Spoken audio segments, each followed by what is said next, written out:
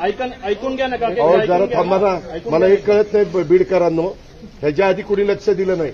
आता पालकमंत्री म्हणून लक्ष देतोय, पैसे आणतोय, जरा मदत करा. लगेच रस्ता करणार, सगळं करायचंय. जादूची कांडी नाही माझ्याकडे, पण परंतु तुम्ही सहकार्य करा, मी सहकार्य करीन. 2 मिनिटं थांबा. 2 मिनिट. सिंथेटिक महत्वाचा विषय काय? दादा 2 मिनिट. बोला साहेब. विषय काय आहे? सध्या आम्ही रोज इथे हे जे कचरा आहे का, ते बीड शहरात आणून इथे रोज जाते. बरोबर आहे. तात्काळ बंद करायचं. ऐका ना, सांगतो ना बाबा, सांगतो ना.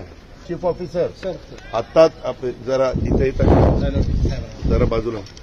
हे आता येताना आपण बघितलं ते हे नको गोडाऊन टाईप, तर तिथं इतका प्रचंड कचरा, तिथे एक ट्रॅक्टर उभा होता, पण त्याला आपल्याला पर्यायी व्यवस्था करावी लागेल. तुम्ही मला सांगा की कचऱ्याची विल्हेवाट लावण्याच्या करता इथं कचरा ही जागा कुणाची आहे हे एक जरा बघितलं पाहिजे जिल्हाधिकारी महोदय. ही जर राज्य सरकारच्या डिपार्टमेंटची असेल.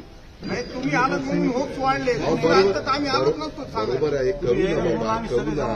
आम्ही आमच्या भागात केलंय, परंतु फक्त आमच्या भागात करून उपयोग नाही, राज्यात झालं पाहिजे. म्हणून आपण मिळून करूया. त्याच्यात तुम्ही मला मदत करा.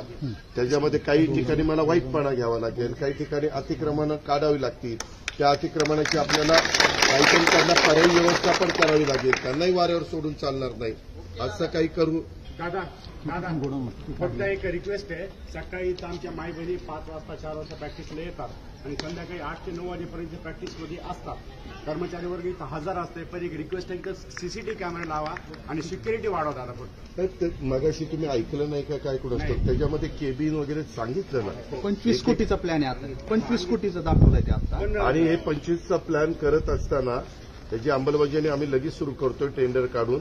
ते झाल्यानंतर पैसे कमी पडले तर अजून थोडेसे पैसे वाढवतो. परंतु जे ठरलंय आणि त्याचा उपयोग तुम्ही खेळाडूंनी, तुम्ही नागरिकांनी, आमच्या महिला भगिनींनी सगळ्यांनी चांगल्या पद्धतीनं करून घ्या. कारण शेवटी तुमचं आहे.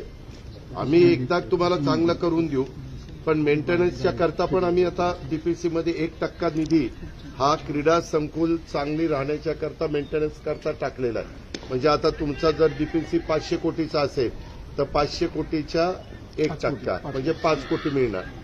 तर त्याच्यामुळे फक्त इथं नाही, त्याच्यातनं वेगवेगळे मेंटेनन्स होऊन जातील. इथं चीफ ऑफिसर, कलेक्टर, आमचे एसपी असे आणि पीडब्ल्यूडी असे सगळ्यांचं समन्वय मला साधावा लागेल.